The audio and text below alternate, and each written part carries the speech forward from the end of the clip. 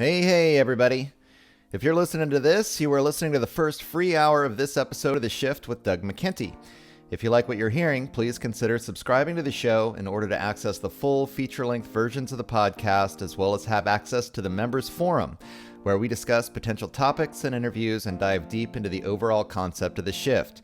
For only $6 a month, not only do you get the full-length episodes, but also an opportunity to co-create with me, your host, Doug McKenty, the future of the show. Go to www.theshiftnow.com or patreon.com/theshift and sign up today in order to help make the shift possible. Thanks for listening and enjoy the show.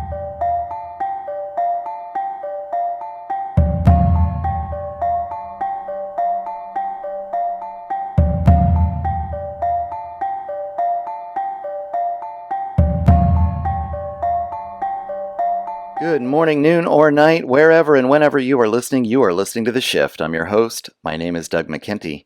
This 103rd episode of The Shift was recorded on January 4th, 2022. I'm excited to announce my guest today is California gubernatorial candidate Reinette Senum. Reinette became well known throughout the state of California as the mayor of Nevada City who stood up to Gavin Newsom concerning lockdown and mandate requirements as part of his campaign against the coronavirus pandemic.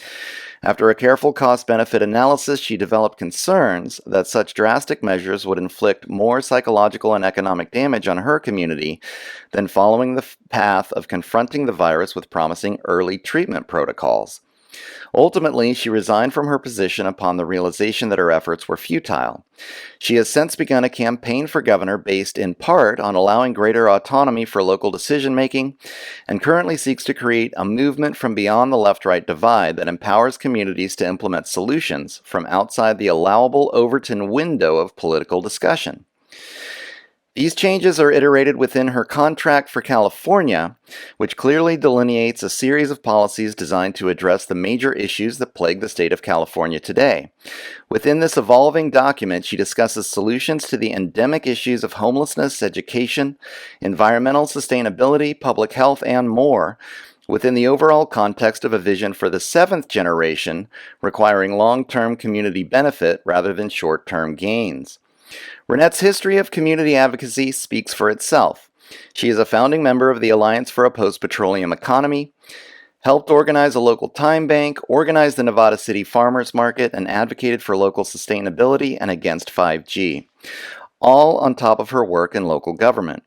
To find out more about Reinette's perspectives, check out her podcast Chew on This, her blog The Foghorn Express, or go to www.electreinette.com to read the contact for California and donate to the campaign. If you like what you're hearing, please like, subscribe, and share this episode with all your social media contacts. We rely on listeners like you for distribution within the current social media climate. To find out more about The Shift, sign up to the newsletter or subscribe for feature-length versions of each episode. Go to www.theshiftnow.com. You can also find out more about the podcast by going to Doug McKenty on Facebook, @DMcKenty on Twitter, or look up The Shift with Doug McKenty on Rockfin and Odyssey. I'm happy to thank California gubernatorial candidate Reinette Senum for agreeing to this interview, and thank you for helping to make The Shift. Hey everybody, and welcome to the 103rd episode of The Shift. I'm your host, Doug McKenty. Happy today to be joined by Reinette Senum.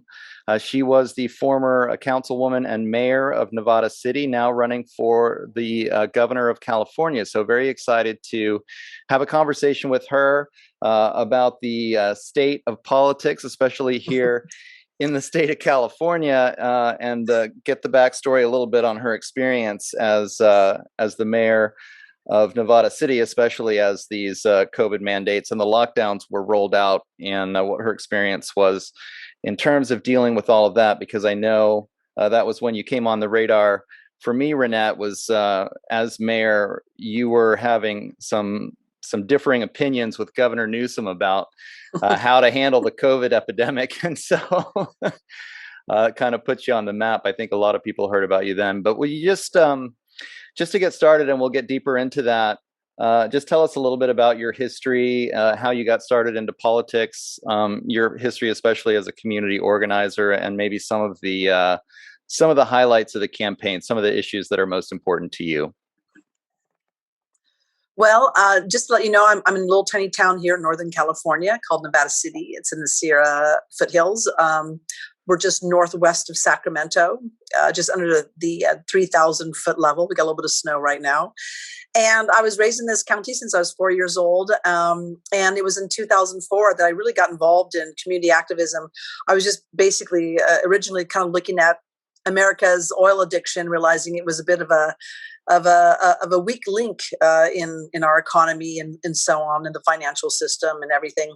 And so I originally had a conference regarding peak oil, it was called at the time, and I started with other community members an organization called Apple Alliance for a Post-Petroleum Local Economy. And basically what that was is we're just really trying to teach the community how to be more resilient and sustainable. And I don't mean Agenda 21 United Nations version. I mean the mom and pop, small, on the ground, decentralized version. And then I was very involved in going to the city council meetings a lot and trying to get them to approve certain projects here and there. Then ultimately, I realized as I was watching these council meetings that there was never really a vision for the city. They were just more reactive than proactive. And I decided I'm going to run for city council. So I ran in 2008 and I got the most votes in the 150-year history of Nevada City, which was, it was 82 or 84% of the votes. And I became vice mayor the first year and mayor the second year. And that first 4 years from 2008 and 12 were phenomenal. Very proactive. I put together a beautiful sustainability team. We put together a 20-year sustainable vision that was codified by the city council. And we started working on getting solar panels in all the municipally owned buildings. And I started the first organic farmers market in Nevada County and started Sierra Roots, a homeless advocacy organization that, and I championed the first extreme weather shelter for the homeless. I organized community members, about 100 of them, in 2 days to build a fleet of micro houses on wheels for the homeless that I wheeled out over a course of 3 years to where the homeless were. And just also built a parklet to really do a pilot program for bringing back our town square.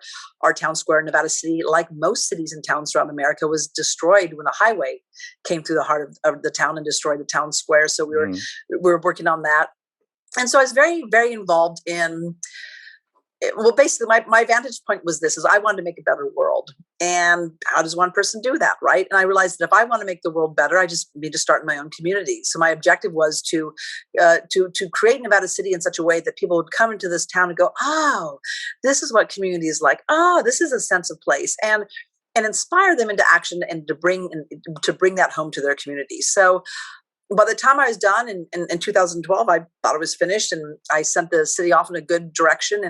And then over the course of 4 years, I was dismayed by the petty personal politics, a lot of personal politics going on that was not helping the community.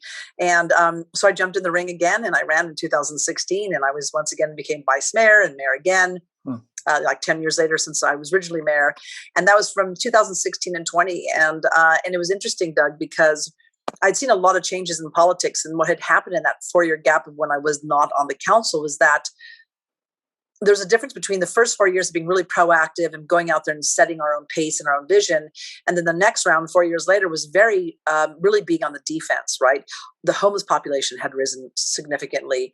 We are now in extreme fire danger. We are only a bird's, a stone's throw from Paradise, where we saw a catastrophic fire there, and we're in the same kind of terrain. So that also then created a domino effect of people having to move, policy cancellations happening, or the rise in homeowners insurance getting so high that people couldn't afford to pay the rent any longer.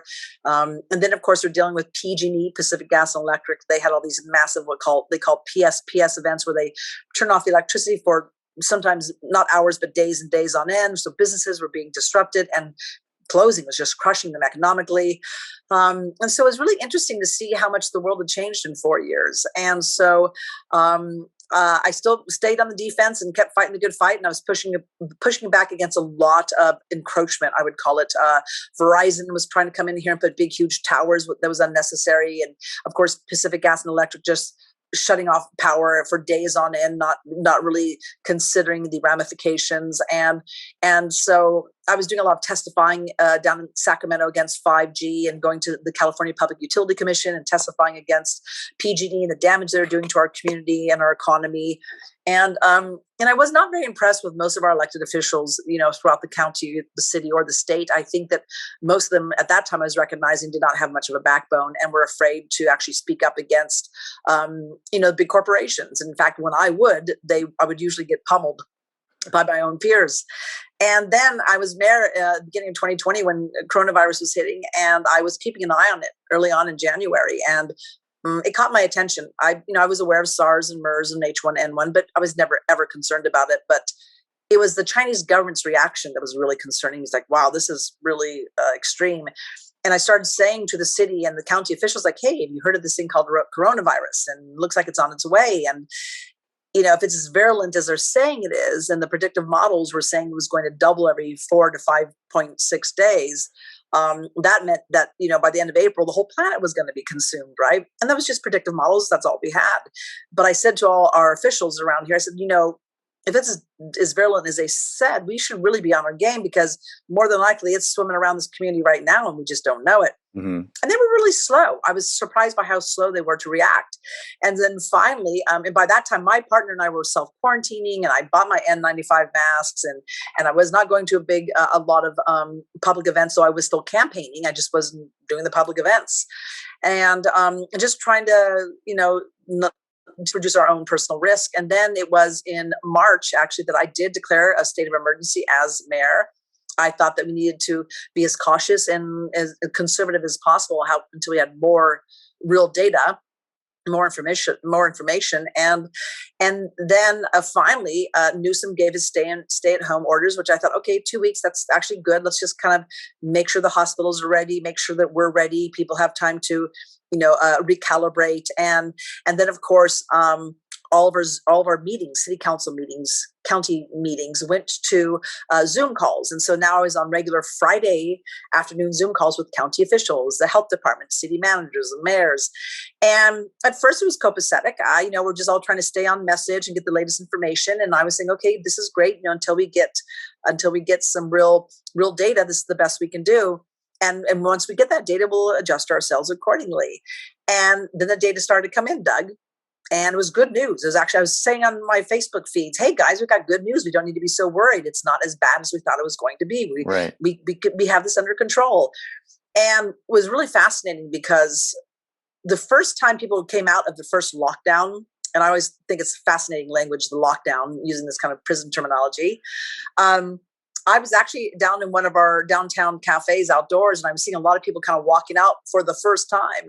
And they were there with their teenage, or their children or their spouses. And I was looking at their faces, and I was really shocked. I was like, they have this look in their face that reminds me of something, and I couldn't figure out what it was at first. And then I realized, oh my gosh, the look in their face. It reminds me when I went to Hurricane Katrina after it first happened. People had this like this PTSD, right? This kind of shell shock look. And I'm looking at everybody going, wow, they have this shell shock look. And I'm like, but they're in the safety of their own homes. So where did the trauma come from, right? And then that's when I realized, like, oh, wow, what I think has been happening is that people have been on the screens left and right. And they've been getting traumatized by the news, by the fear, what I call fear porn. And I realized that we'd been traumatized. We had pretty much undergone some massive psychological operation, whether it's intended or unintended, I don't know, but it was a psychological exposure that did not bode well. And so at that point in time, I really became even more concerned because I'm on the Zoom calls with county and city officials. And I began to see that they're not pivoting according to the information. So I start asking deeper questions like, hey, so what are we measuring here? What's the goalpost? Because it keeps changing. And what's the metrics? What are we measuring? And finally, I had somebody by the name of Dr. Roger Hicks, who I considered a dear friend over the years. I've lost complete respect for him, but he said to me, well, Reinette, until we have 0 cases. And I said, 0 cases? Right. I'm like, is that even possible? And then another doctor butted in, who I have never heard of before or since. And he chimed in and he said, Reinette, Nevada County has very, very low vaccination, very, very low herd immunity. And until that gets back up, you can just expect more of the same. So I said, well, what he was referring to is that Nevada County at that time had the lowest vaccination rate in the state of California, if not the nation. And we're very health oriented, farmers markets, eating healthy, alternative, medical practitioners and so on. This is very much a part of our lives. We took health seriously. And we believed in, acquired herd immunity.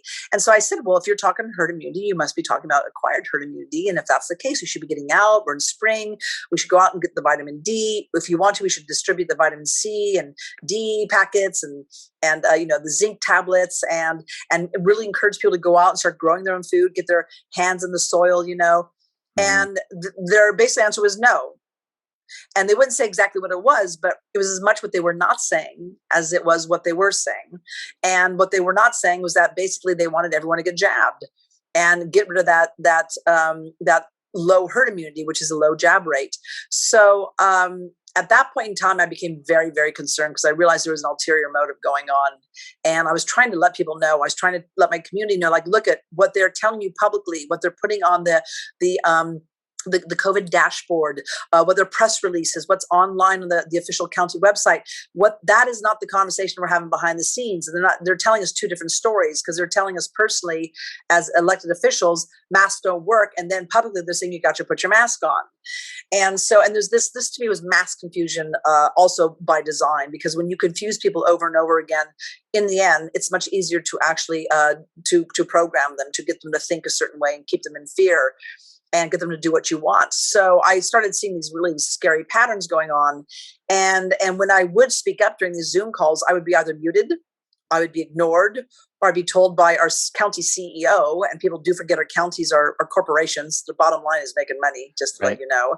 And the county CEO by Allison Lehman, another woman that I used to really respect, who I've lost all my respect for, would mute me, silence me, or say, Reinette, why don't we wait to the end of the meeting when everyone gets off the Zoom call? We can go into your blades of grass. They didn't want me to rock the boat. They didn't want anyone to question the narrative. And that became very apparent. And I was livid. So now we are in June, and I have won my third election. I've won my third term in February, and so I'm going to be sticking around for another 4 years, it looks like. And what happens is that as June comes, and we have mandates just county by county, right? It's all predicated on the county's decision. And interestingly enough, we did see that those who did mandate masks actually had the same, if not more, death rate than those who did not have masks, interestingly enough, a mask mandate. And this was pointed out by Placer County's Supervisor Kirk Euler. He did a really good job of analysis on the data in their county and other counties. Well, as soon as he did a live stream on that, within 2 days, Newsom did a whole statewide mandate. So you can no longer compare county from county, right? The unmasked mandates to the mask mandate counties. And when that happened, I was like, wow, he made this executive order to do this. And I thought, that's fascinating. Did not realize the governor had unilateral power to make some kind of law like that. Right. So I went down to our police chief, Chad Ellis. I said, Chad, I want to talk to you about this mask mandate. I said, are you going to enforce this? And he said, well, I don't know how. There's no penal code. We can't enforce something unless there's a penal code. It's pretty simple. And he says, and on top of that, he goes, it doesn't look very constitutional to me. I said, yeah, it doesn't look too constitutional to me either. So I did the only thing I could do, and I've done it before in the past, and I have garnered a lot of attention and sometimes the wrath of God, but I'm willing to take it. And I went on my Facebook page and made a bold statement, which was basically, as you go about your day, just know that, Governor Newsom is not king. This is a mandate, not a law. There's a big difference. A mandate is somebody says, hey, go do this, and they cross their fingers and hope you go do it, but there's no teeth behind it. And so just, go about and enjoy your day. Well, of course, all hell broke out, and that's when you probably heard about me. So, right. At the LA Times, SF Gate, SACB, they're like, oh, this woman's saying nobody should wear a mask. I'm like, no, that's not what I was saying. What I was saying is that your governor is overreaching his power of authority. He is not king. He does not have the authority. That's not how the legislative process works. Mm-hmm. There is a long, laborious process to lawmaking, and this is not it. And it is during a time of emergency, a state of emergency, that is when you must be most fastidious and make sure that you're still abiding by the law, because it's during time of emergency, a state of emergency, that things could get really slippery. And so that's what I was calling out. And so then at that point in time, July arrives and it's July 8th, and I'm ready to step down as mayor and take my oath as city council member for the third term for the next 4 years. And surprisingly to the community and to the city and my city council members, I let them know I was resigning. And as I was resigning them, I gave them a little bit of a lecture, which made me even more unpopular. And I said to them, this was back December 2020, right? So people are still in a state of shock for the most part. But by that time, I'd already been doing a lot of due diligence and researching, and I was very confident. And I said, to let you know, there is a gentleman by the name of Dr. Leonard Hardell, and he's known for years of gathering empirical evidence and studies. And he's the one who convinced the World Health Organization that Agent Orange was a cancer-causing agent. And once he went around and they were telling all the heads of these different chemical companies to stop spraying this, those who did not abide by that, they hauled off to the world courts for crimes against humanity. And so I told my city council members, and I was saying it to the county officials too, that in order to determine whether or not a person is committing a crime against humanity, you need to ask one question and one question only. And that is, what did you know by when? What did you know by when? And I said, all of you have enough information, like I have information, to know that you're committing crimes against humanity. This is unnecessary. It's a biological experiment. You cannot force this. It's against the Nuremberg Code. And I said, to let you know, we're going to come back and we're going to hold your feet to the fire to the highest extent of the law.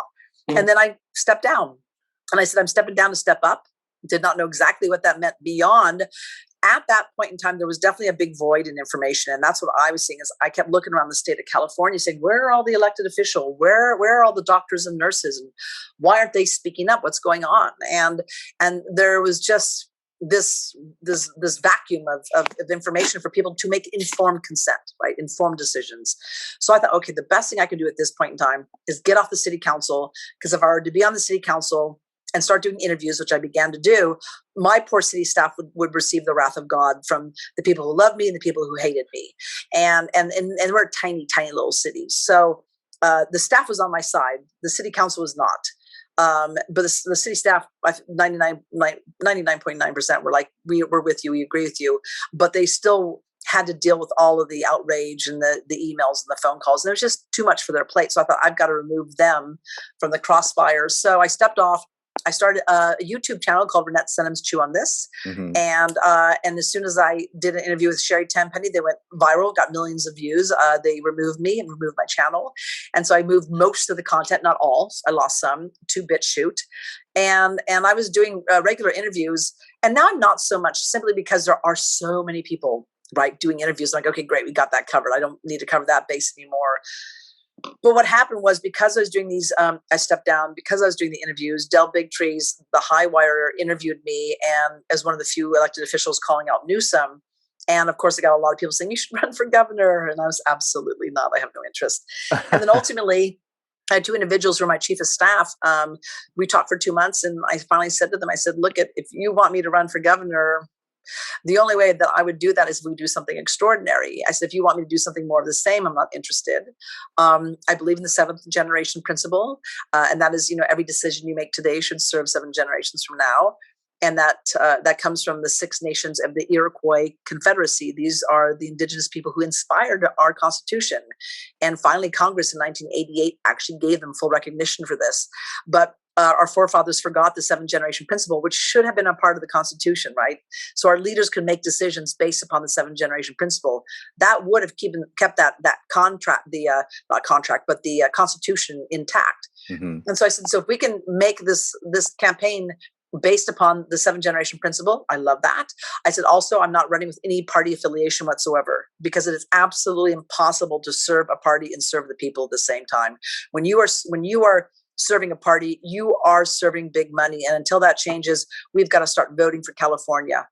And so they said, okay. So this was a year ago. We began writing a contract with Californians. What you see online is the first iteration. There's actually a second one coming with even better changes.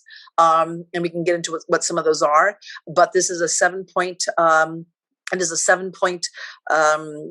blueprint for California, and it was inspired by 2 different individuals, interestingly enough. Newt Gingrich, who originally wrote the Contract with Americans, and then later on, Ice Cube, the rapper, wrote a Contract with Black Americans. And so we read both. we took bits and pieces of them and got inspired by them, and then we also created our own version for California, respectfully, and so that is our blueprint. And we have some other things to add to it. They're just beautiful, really good, and the reason why we want to do this too is I don't like to pull a Pelosi. What that is that I don't want people to vote for me and then find out, what kind of candidate I really am. And like Pelosi, was always saying, you got to vote for this bill in order to find out what's in the bill. I'm like, we're not doing that. We want you to know exactly what you're voting for. We want you to know what you're getting. Most candidates, I would say 95%, don't want to put out a blueprint, don't want to put out anything beyond platitudes, because they don't want their constituents to hold their feet to the fire saying, hey, you promised this in detail, and yet you're doing this. And so we also can talk about this later, but we do have a way to hold our elected officials' feet to the fire and actually have a measurement for them that we don't have right now. So I am running for California governor. I have had people ask me, well, who do you think your biggest competitor is besides Newsom? And I've said to people, I said, I don't feel like I have any, when I really look at what the other candidates have, I don't feel like any of them have what we have. They don't have the spirit of what we have. They don't have the blueprint of what we have. They don't have the vision of what we have.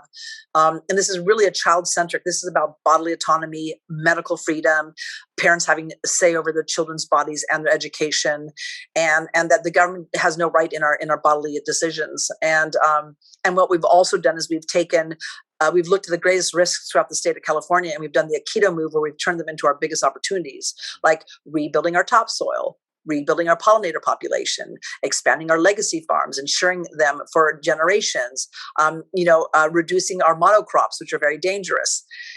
And so we've done that. And, most candidates have not. So when this person asked, like, who's your biggest challenger in this campaign, it's only 5 months away, the primary in California. I said, it's not a candidate who's my biggest foe. I said, it's censorship. I said, because even our own local radio station that I was a broadcaster for 10 years won't even mention that I'm running for governor. Right. They closed down their doors and changed policies and became like a Bolshevik style radio station. So they won't even mention I'm running for governor. I'm like, this is my hometown. They don't think it's big enough news, and that as a former broadcaster, they should even mention it.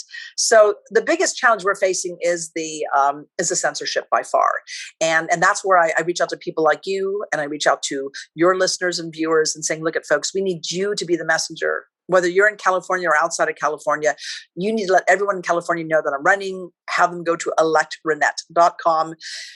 See what we're doing, and also be that messenger, because we have got to circumvent the censorship, which is really unhinged.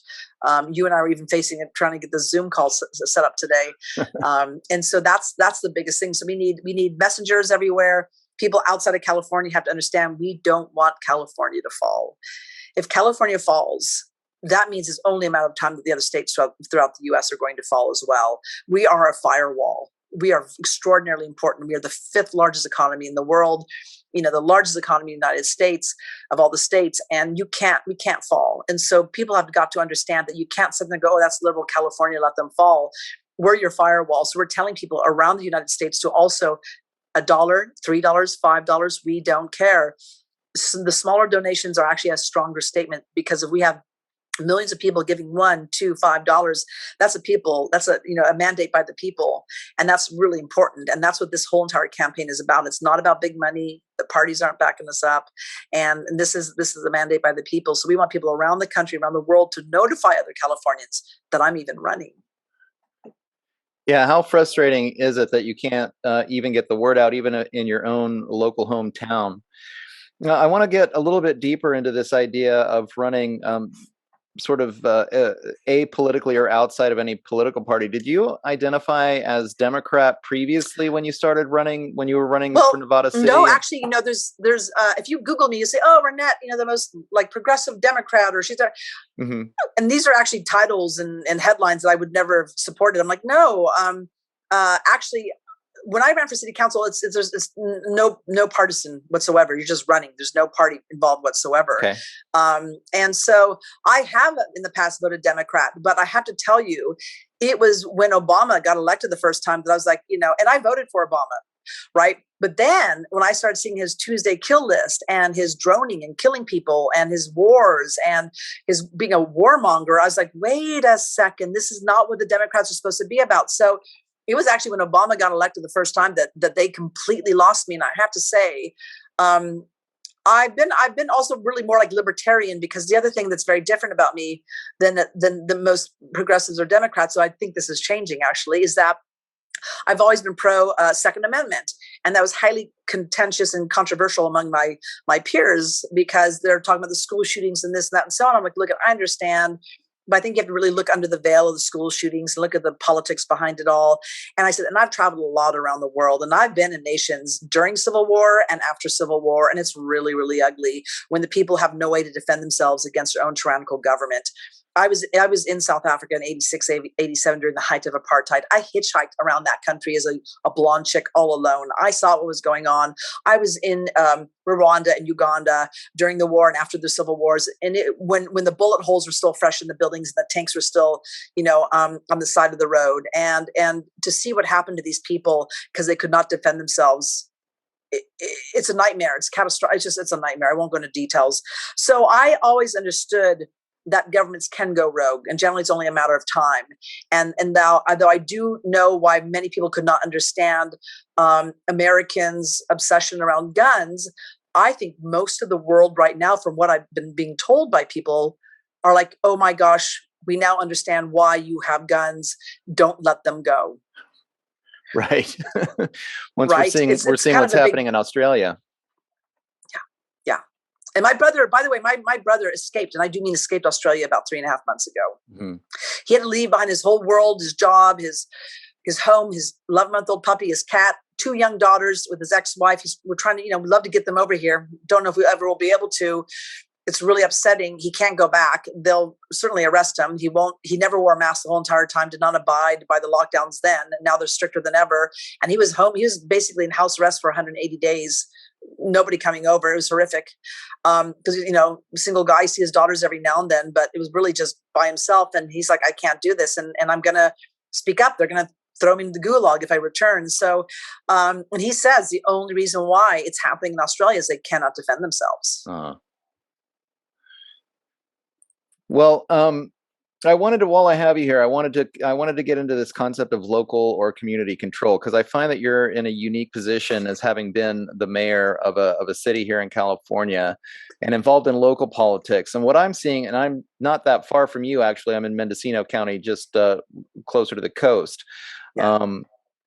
And it's frustrating because to me, what I'm seeing here, and I want to see if you have the same experience, is that many of the local politicians, while they pretend like they have some decision-making, there's a decision-making process going on, really what they have to do, especially the health officials, is follow the guidelines from the state, who typically have to follow the guidelines from the federal government. So there's not really a lot of local control going on. I mean, we can have these vibrant debates amongst our communities, but ultimately it comes down to, do you want to do what they tell you, which most people end up kind of having to go with, especially if their jobs depend on it, or do you want to sort of fight the power, and then nothing actually gets accomplished? So, what do you think about this kind of power struggle? And then how do we get over that? Can we bring more autonomy into the local governments here in California? Well, it's interesting you do bring that up, because when I got elected, it was a real rude awakening where, you're going out there and you're trying to get the votes and you're listening to everyone. I went to 1,400 doorsteps and knocked on doors and talked to people and really got the pulse, which I love doing. I'm really good at that. I love getting the pulse and figuring out, okay, this is where you want to go. My job as an elected official is to clear the path, to make it easier for you to get from point A to point B. And that's what I think of leadership in a nutshell, right? And so I get elected, and as soon as you get elected, you take an oath, to the U.S. Constitution and the California Constitution. But really what's happening is you're taking an oath to the state of California. Mm-hmm. And once you're elected, it's really like, we got to do everything the state says, period. If you try to go out there and do something the state doesn't like, City Hall and your peers will fight you tooth and nail. And so it's really deceitful in that, you're sitting there going and getting your votes from your constituents. But once you're in there, the city doesn't want you to really listen to the constituents. In fact, I'm really good, and I've always been very good at engaging the public. And through public workshops and letting them know, certain agenda items are going to be up and educating them about it so they know the pros and the cons and getting them to show up and promoting through social media. Like, you want to show up on this. This is really important. And alerting people to things they may not have seen otherwise in the agenda package. And it always made City Hall really angry because they're like, we don't want their interference. We don't want their opinion. All you're doing, Reinette, is you're slowing down our job and making it more difficult.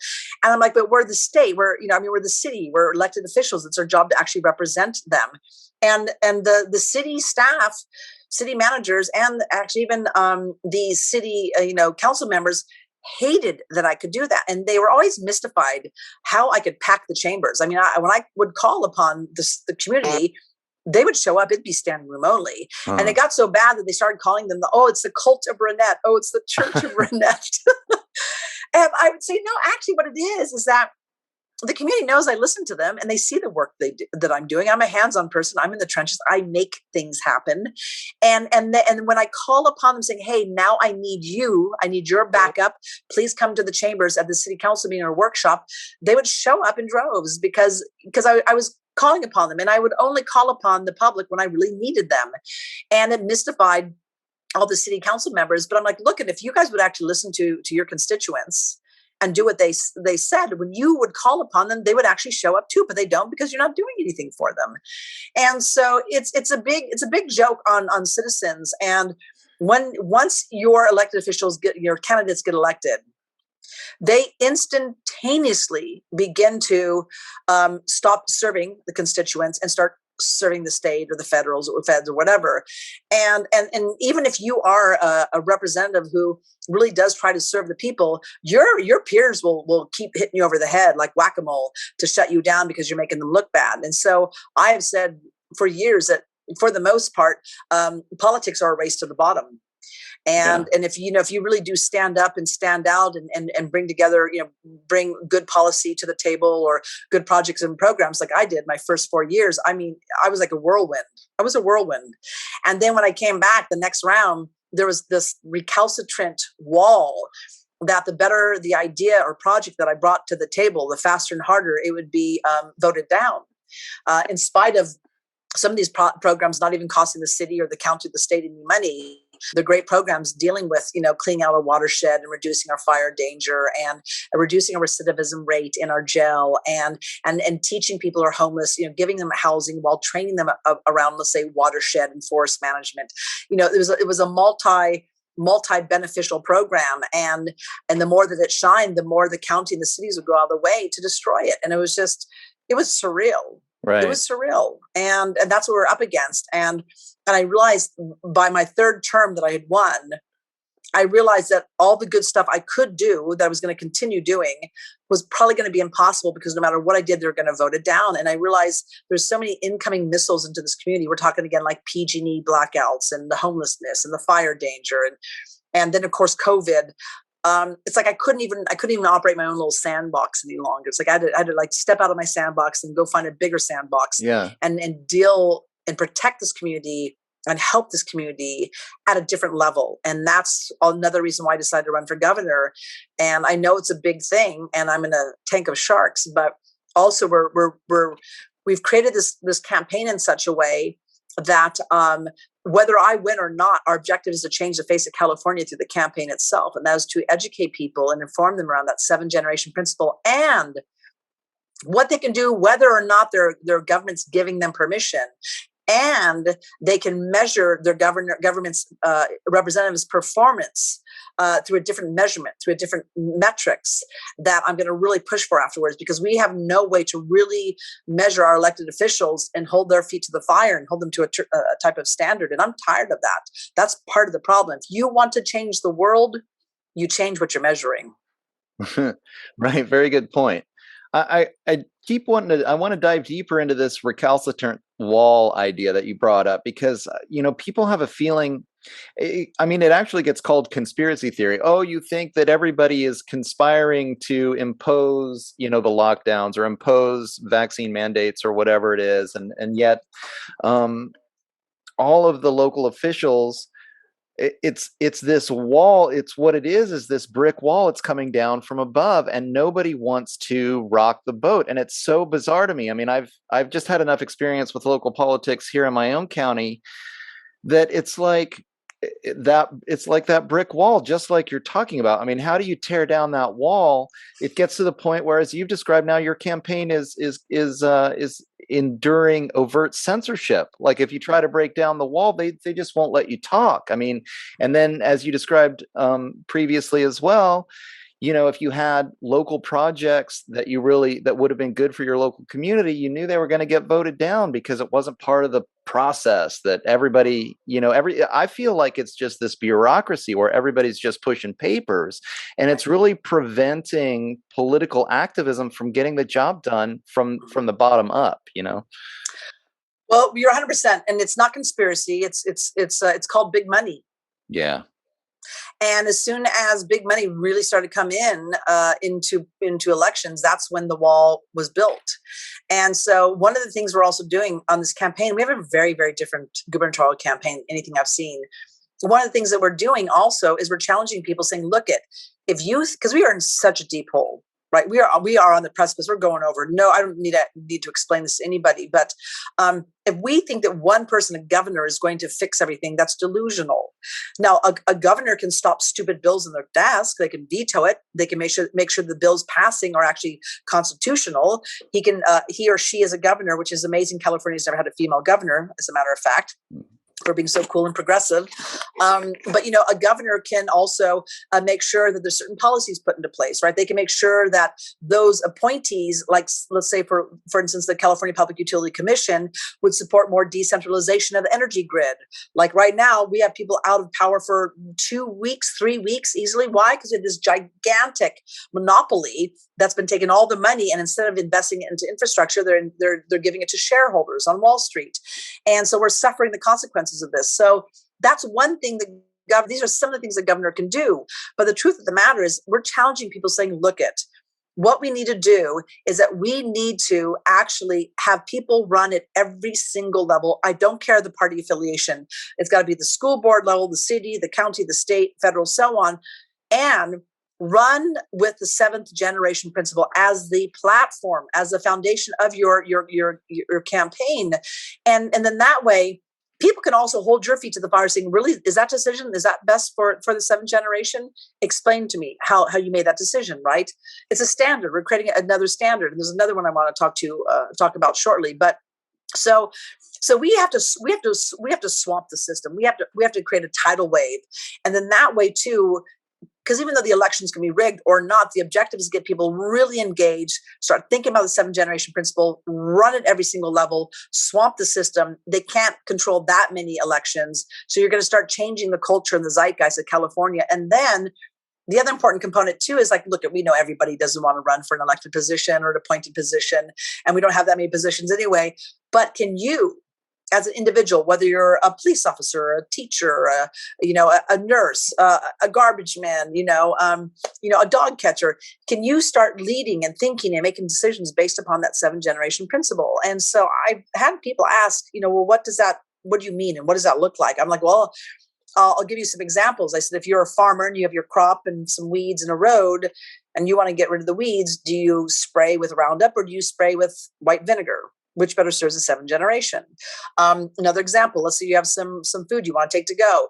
Do you put it into a one-time plastic throwaway container, or do you put it into a stainless steel or a glass container? Which better serves the seventh generation? Now, I know people have said, well, that seems really insignificant. I'm like, nah, this is the point you're missing.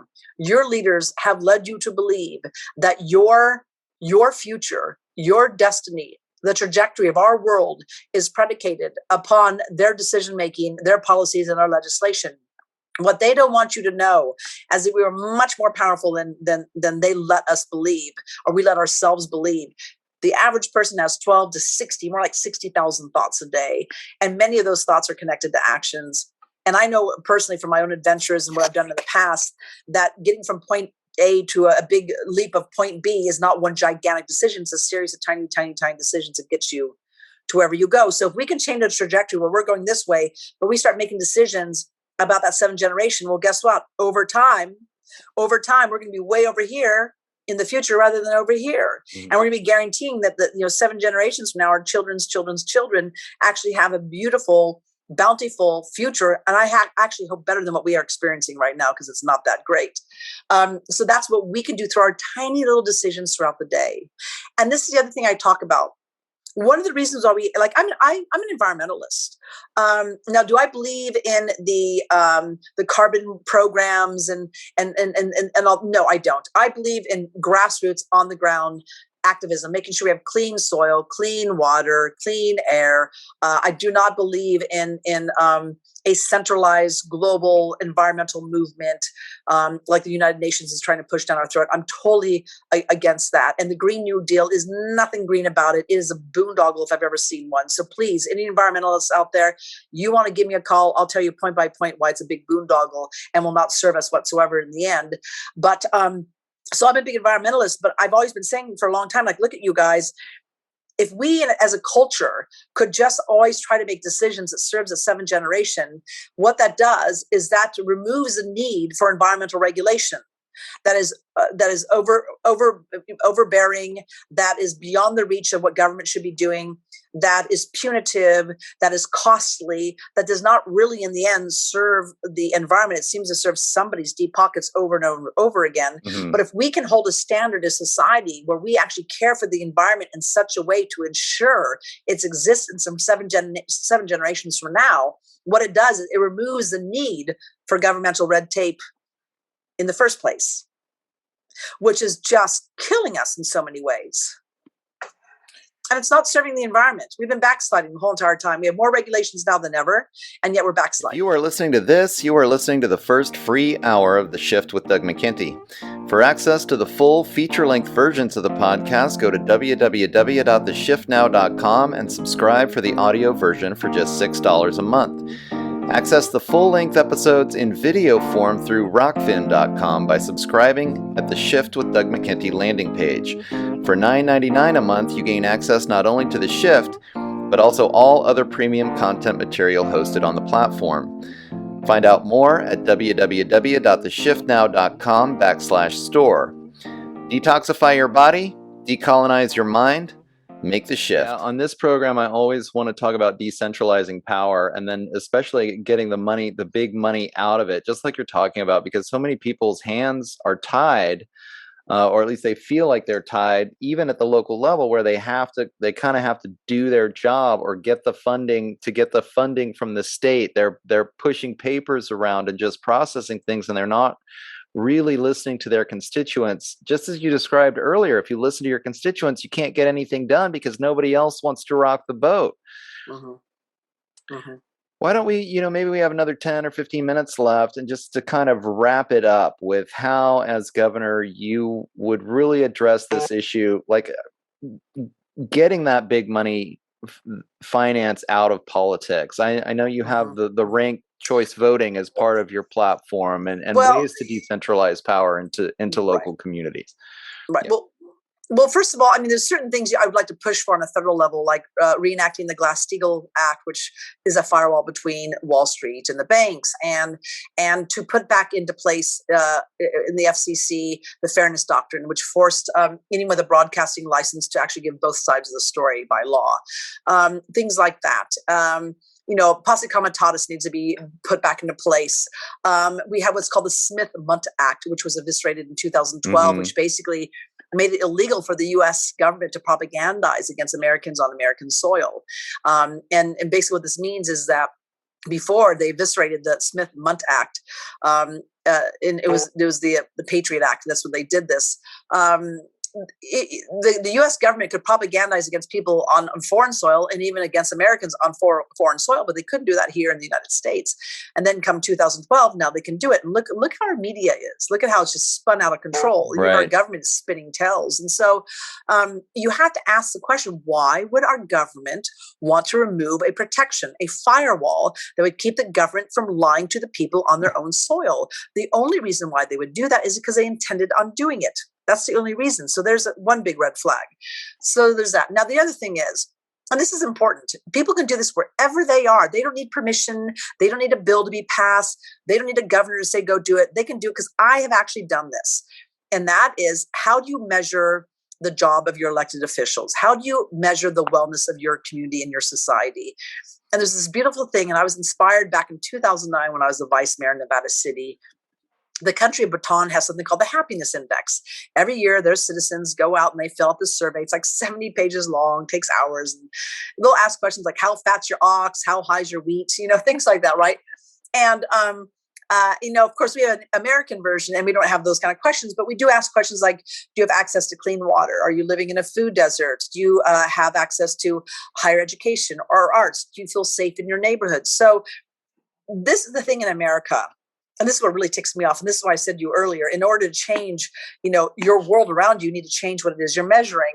And right now, what we measure without question is the GDP, gross domestic product.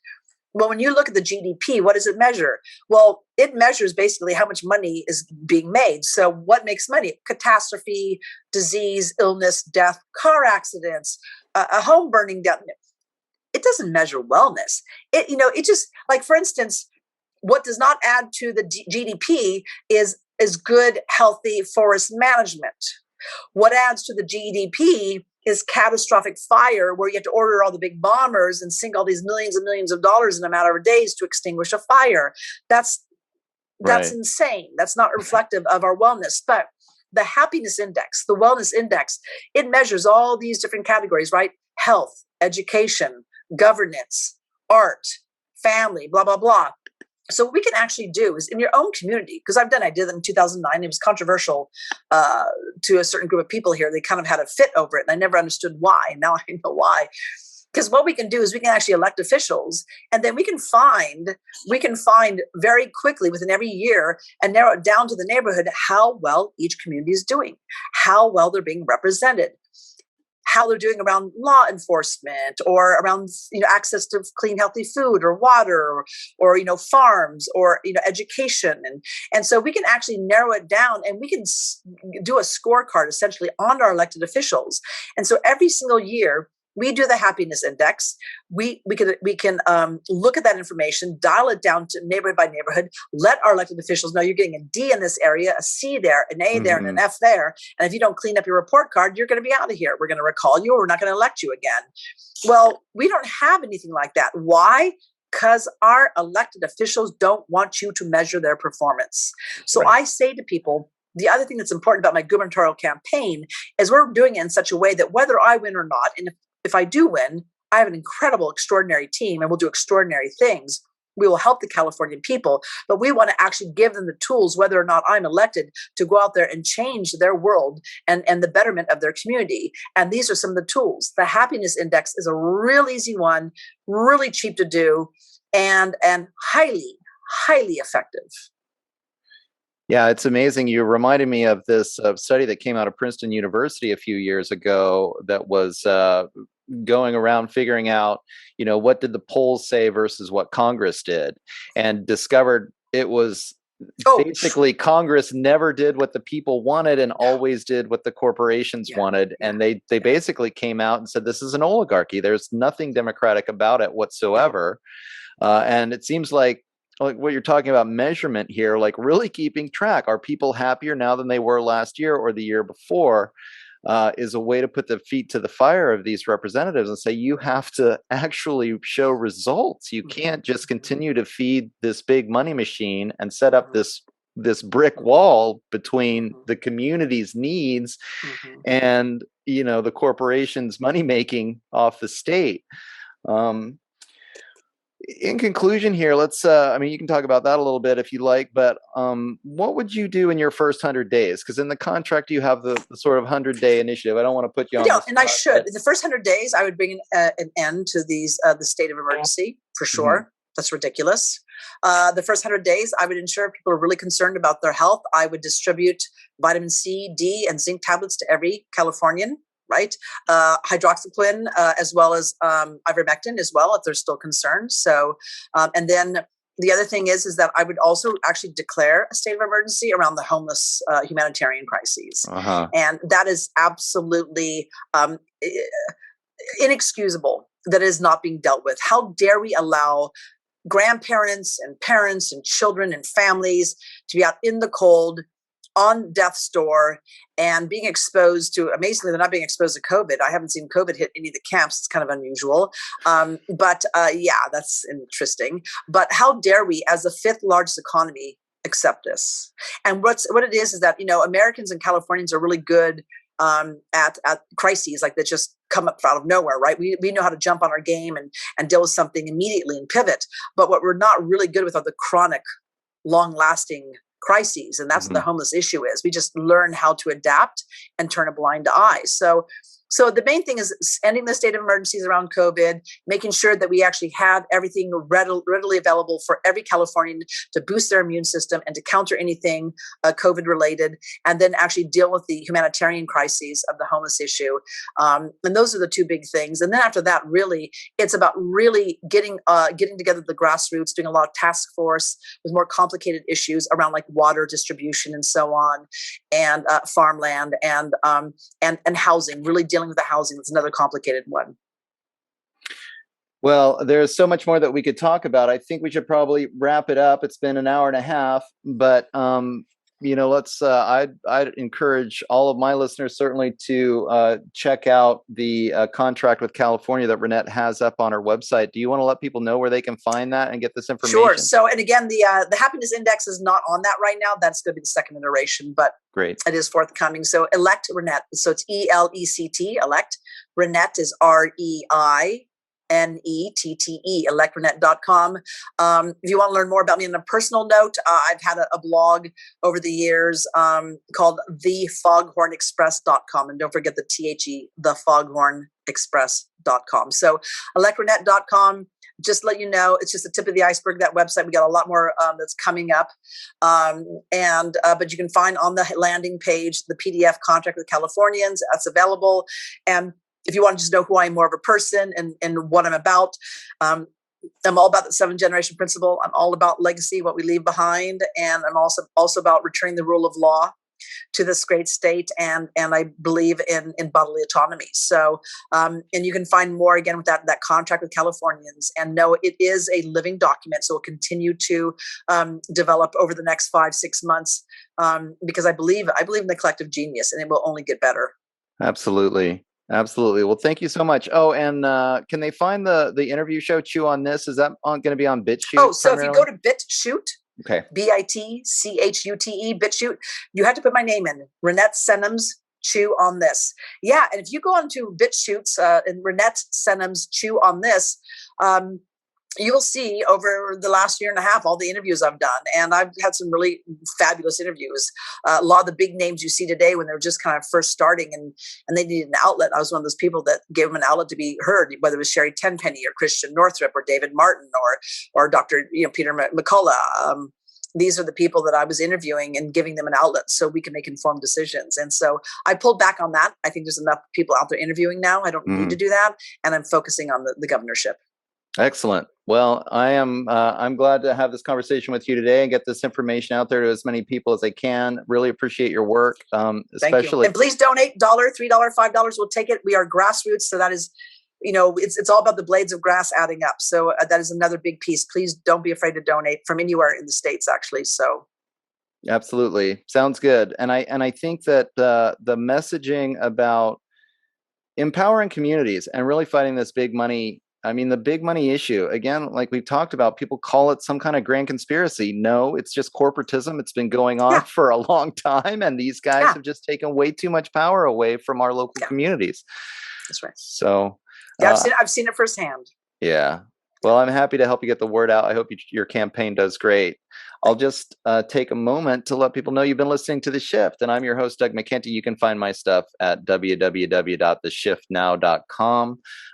Look up Doug McKenty on Facebook, or I'm on Twitter at @DMcKenty if you want to get in touch with me that way. And we'll see you again next week. Thanks so much, Reinette, for coming on the show. And thanks, Doug. Again, appreciate your work. And I'll keep my fingers crossed about this campaign. Look forward to hearing more. Thank you. I appreciate it.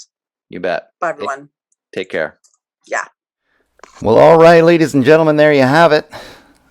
That was my conversation with gubernatorial candidate Reinette Senum. She's running for governor of California. And I'm just always happy to have third-party candidates on the show. I want to say that first. One of the issues that's listed actually in Reinette's contract for California is ranked choice voting. I guess I see, that the two-party system is pretty corrupt. I think you all probably see that yourselves. And at least opening up the democracy to have more of a third-party choice, I mean, that gives us a little bit more options moving forward. So I think ranked choice would do this. So I was happy to have her on to give her to give her whatever airtime I can give her, because as she said, the censorship is actually the biggest issue now. Which is really sad, actually, to see. I mean, we've seen it so clearly in the medical community and the scientific community, but now also clearly in the political arena, where these third-party candidates are basically being censored, certainly on the big tech social media sites. And it's starting to interfere with our politics, right? As we all know that censorship does. Although I'm surprised at how many people I know these days who have no problem with censorship. So indeed, that's a big part of the problem. So anyway, again, just happy to have her on so we could have this conversation. I think the thing that attracts me most to what Reinette has to say is really trying to get away from this left-right paradigm. And if you go and read the contract for California, I think you'll find a very unique combination, I guess, is the best way to say it. I mean, clearly, I feel like Reinette comes from what would be typically a left-wing point of view in terms of her concern for the environment, for the sustainability for the environment. And again, within the contract of California, for California, you can read the policy paper there. But at the same time, she has maintained what are often now considered conservative principles, which is about individual rights, local autonomy, and individual decision-making boundaries between the individual and the state. And this kind of combination, it's certainly attractive to me, and I hope that she can really create a big tent. I mean, that's what it's all about, right? Politically these days, to try to create political messaging that can bring a large bulk of the population into the political arena, based on this concept, basically, of decentralizing power, right?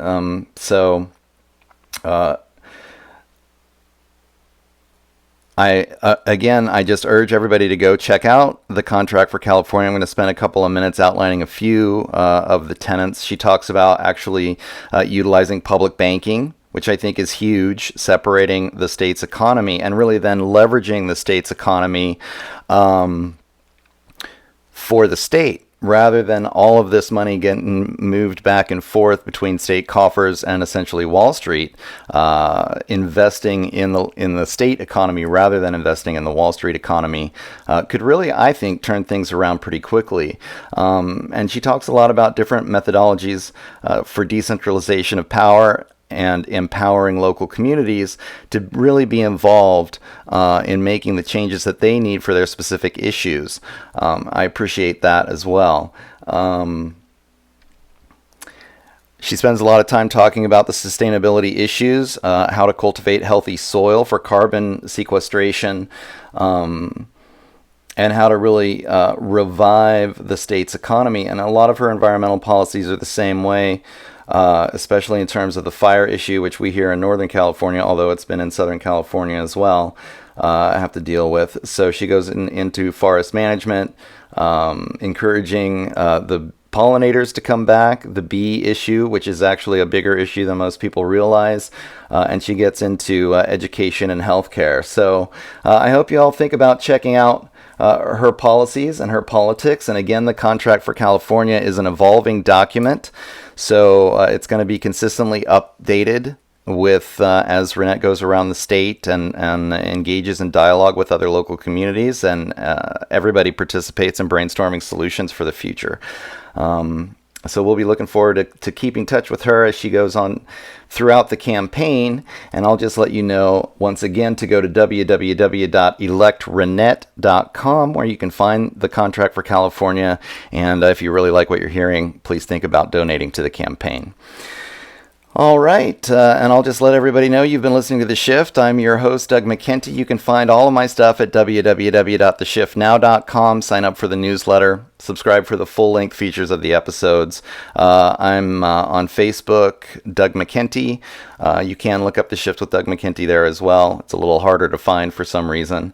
And though I'm on YouTube, I'm putting all of my stuff on Odyssey and Rockfin these days because some of my stuff just won't fly on YouTube anymore. And then you can you can check it out there. Oh, next week I've got Mark Crispin Miller coming up. I've been wanting to interview him for a long time, and so I will be looking forward to that conversation. He actually wrote an older book that is based on the 2004 election and how he thought it was stolen. So we're going to be able to make connections, I think, between what was going on under George Bush, what happened in the last election, and Mark is an expert on propaganda, so we'll discuss a lot of the propaganda around the election and especially the January 6th thing. So I'm looking forward to that. All right, everybody. We'll see you next week. Thanks a lot.